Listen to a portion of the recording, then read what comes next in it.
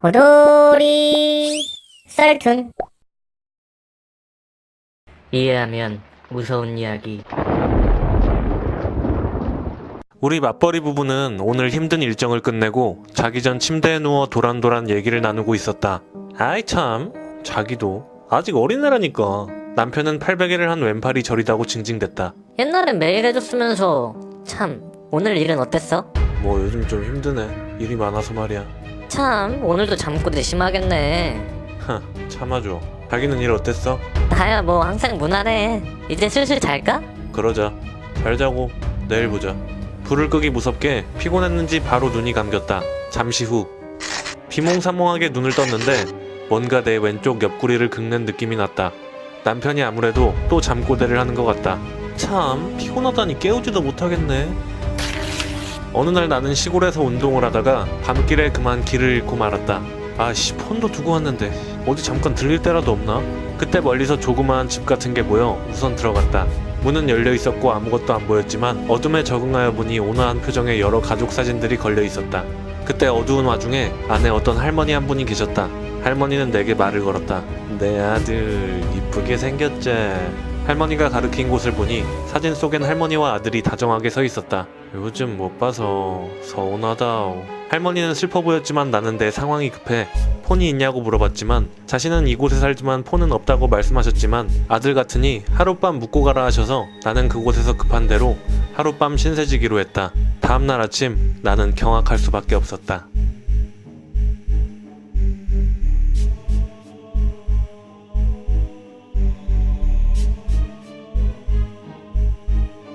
첫 번째 이야기. 남편은 아내에게 분명 왼팔로 팔베개를 해주었다. 하지만 자세로 봤을 때 남편은 불가능한 아내의 왼쪽 옆구리를 누군가가 긁고 있다.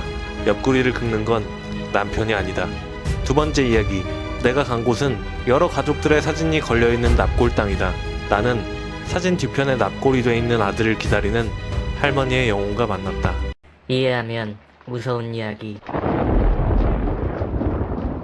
나는 친구들과 방학을 기념하여 해변을 갔어. 오랜만에 여행이라 너무 즐거웠어. 각자 수영, 선탠, 모래성 짓기 하고 싶은 걸 하며 놀았어. 우리가 노는 게 너무 즐거워 보였는지 저쪽에 따로 놀러온 사람들이 우리를 지긋하게 쳐다볼 정도였어. 어느새 해가 지고 슬슬 숙소에 가려고 했는데 가영이가 사라졌어.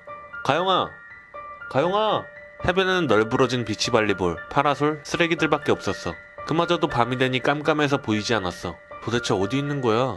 썰물이 일어나 물이 빠지고 나는 속상한 마음에 바닷가 주변에 있던 발리볼 형체의 물건을 발로 찼어. 하지만 그 발리볼은 느낌이 아주 차가웠고 땅에 박혀있는지 움직이지 않았어. 응?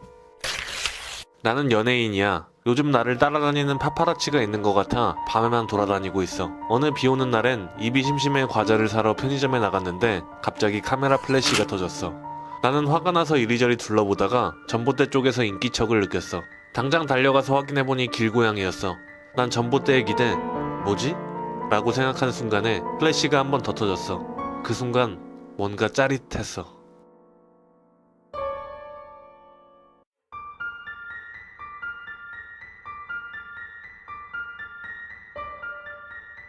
첫 번째 이야기. 나는 마지막에 비치발리볼 형태를 띈 것을 찾다고 했는데 땅에 박혀 있었다고 한다.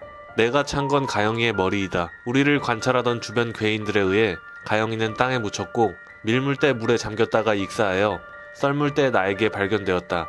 두 번째 이야기. 빛은 카메라 플래시가 아닌 번개가 친 것이다. 나는 두 번째 번개가 치기 전 전봇대에 기댔는데 플래시가 터진 순간 짜릿했다고 한다. 나는 번개에 의해 감전되었다. 이해하면 무서운 이야기. 나는 밤새 밖에서 운동을 하고 와서 집에 와서 씻고 자기 전에 몸무게를 체크한 후 전신 거울을 봤어. 근데 거울 속에 내 모습 뒤로 흐릿하게 귀신이 있었어. 나는 소름이 돋아 뒤를 돌아봤는데 뒤엔 아무것도 없었어. 다시 전신 거울을 보니 나의 뒤에 귀신이 있었어. 너무 무서워 당장 부모님에게 달려간 다음 내 방에 귀신이 있다고 하고 아빠를 끌고 올라갔어. 나는 겁에 질려 아빠 뒤에 숨어 떨고 있었는데 아빠가 거울을 곰곰이 보더니 말했어. 이거 거울에다 낙서해 놓은 건데 동생이 장난쳤나 보다. 나도 다시 가서 자세히 보니 내가 본 건 거울 위에 낙서였어. 지우면서 생각했어. 에이 뭐야. 어느덧 수능날. 나는 친구와 같은 학교로 고시장에 배치됐어. 내가 아침에 스쿠터 타고 집 앞으로 마중 나갈 테니 8시까지만 나와. 같이 타고 가자. 고시장과 거리가 좀 있던 친구와 나는 내 스쿠터를 통해 고시장에 가기로 결정했어. 그리고 다음날 수능날 아침. 지각이다. 나는 늦잠을 자버린 탓에 친구 집을 안 거치고 스쿠터를 타고 바로 달려야만 고시장에 갈 수 있었어. 친구 마중 나가야 하는데 뭐 혼자 잘 갔겠지? 나는 정신없는 틈에 연락도 못한 채로 운전을 하고 있어서 그냥 시험장에 갔어. 정신없이 타고 가서 눈 깜짝하니 시험이 끝났어. 나는 나름 잘 봤지만 알고 보니 친구가 나를 기다리다가 뒤늦게 출발해 지각하여 제대로 시험을 못 쳤어. 아 뿔싸 미안해. 어떡하지? 나는 엄청 미안해했지만 친구는 웃으며 괜찮다고 연신 말해줬어. 그 후 나는 원하는 대학교에 들어갔지만 친구는 재수를 결정했나봐. 내가 대학 생활을 무사히 잘 마치고 취업을 하고 가정을 꾸린 지금 뒤늦게 그 친구가 스트레스로 인해 자살을 했다는 소식을 들었어. 하지만 지금 내게 있어 너무 먼 과거 일이기도 해서 많이 미안하진 않았어. 어느 날 회사에서 퇴근한 나는 사랑스러운 아내와 아들을 얼른 보고 싶어서 집으로 빠르게 왔어. 여보 나왔어. 그러자 아내가 나타났어. 나는 웃으며 말했어. 애들은 어디 갔어? 당신 마중 나간다고 아까 나갔는데?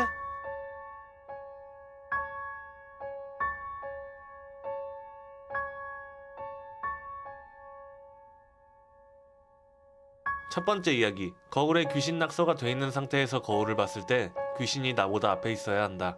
하지만 나가 혼자 거울을 봤었을 땐 귀신 낙서가 나의 뒤에 있었다. 낙서가 아닌 진짜 귀신이었고 자신의 흔적을 거울에 남긴 것이다. 두 번째 이야기. 친구에게 있어 나의 마중은 시험을 늦게 보게 되고 재수까지 하여 스트레스로 인해 결국 자살을 하게 만든 원인이다. 죽은 자신에게 나의 자녀들을 어딘가로 마중시키고 있다. 이해하면 무서운 이야기. 어느 날 집에서 쉬고 있는데 여자친구한테서 전화가 왔어. 뭐야? 무슨 일이야? 그러자 여자친구는 말을 안 하다가 한참 뒤에 말을 했어. 나는 뭐지라고 생각하고 자기가 왜? 라고 말한 순간 옆에서 희미하게 나랑 제일 친한 친구의 웃음소리가 들렸어. 내 여자친구랑 내 친구는 엄청 친한 사이여서 자주 보긴 하지만 나한테 말도 없이 이렇게 만난 적은 없어서 좀 서운하더라고. 뭐야? 둘이 놀고 있어? 다 놀고 나서 전화해. 나는 서운한 마음에 끊어버렸어. 어느 땡볕 한여름 어떤 사람이 번화가 주변 넓은 터에서 차력쇼를 하고 있었어. 더 가까이 가보니 몸에 물을 멋있게 뿌린 다음 피워놓은 부리를 점프해서 뛰어넘고 있었어. 쉽잖아. 할만한데? 라고 생각하는 도중에 이렇게 멋있게 할 수 있는 도전자분이 있나요? 실패할 시 저희 책임은 없지만 성공할 시 큰 상금을 드리겠습니다. 진행자가 아스팔트 위에 있는 물이 담긴 양동이를 가리키며 말했어. 나는 상금을 준다는 말에 줘요를 빠르게 외쳤어. 주변 사람들은 눈치만 보다가 나를 부러워하고 있었어. 나는 즉시 양동이에 있는 물을 내 몸 위에 엎었어. 시원한 물이구만. 좋아, 가볼까? 나는 바로 앞에 있는 불 위로 점프를 하러 달려갔어.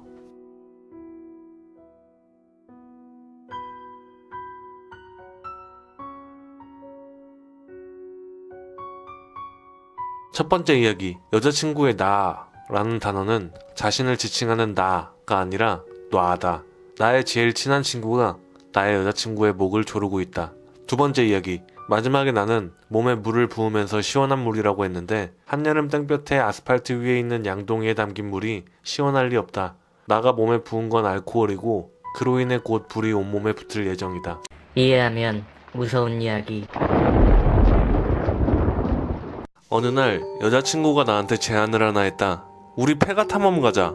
재밌을 거야. 나는 겁이 많은 편이었지만 멋있는 척을 하려고 알겠다고 하였다.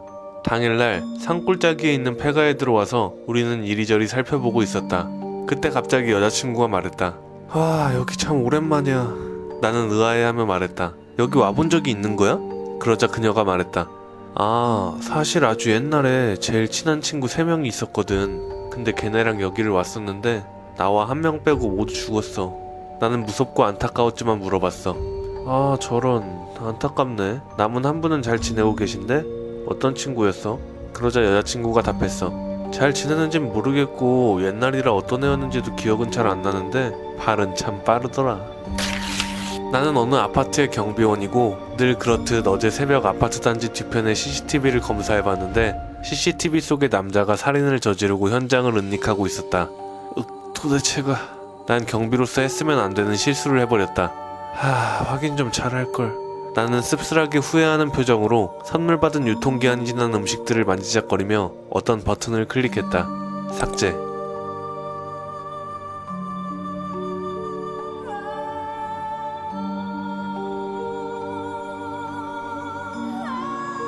첫 번째 이야기. 여자친구와 친구 3명은 폐가에 왔다가 여자친구와 1명 빼고 나머지 2이 칼에 찔려 죽었다고 했다. 헌데 마지막에 자신을 제외한 살아남은 친구가 발이 빠르다고 했다. 2명은 여자친구에 의해 폐가에서 살인당했고 1명은 겨우 도망쳤다. 나는 지금 같은 상황에 처해 있다. 두 번째 이야기. 경비로서 했으면 안 되는 실수는 사각지대 확인을 제대로 안 한 것이다. 경비 자신이 CCTV 속의 살인범이다. 유통기한이 지난 음식은 아파트 단지 주민들이 준 것이고 평소에 경비를 막대하여 살인을 일으켰다.